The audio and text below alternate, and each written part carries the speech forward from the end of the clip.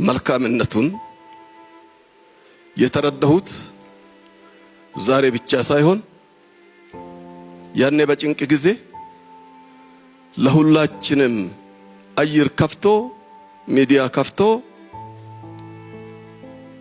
በራሳችን ቋንቋ በራሳችን ሃይማኖት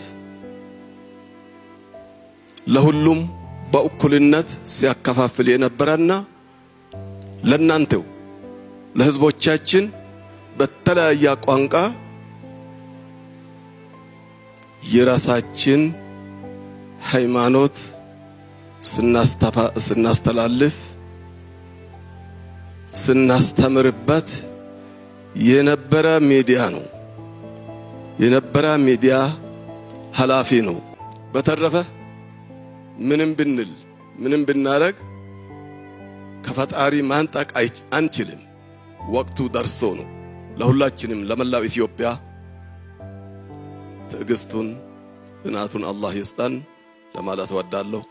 የዓለም ሲኖር ትልቁ ቁም ነገር በታሪክ ውስጥ የማይነቀፍ ማንነትና በቅንነት የሚታወስ መልካም ሥራ ትቶ ማለፉ ነው።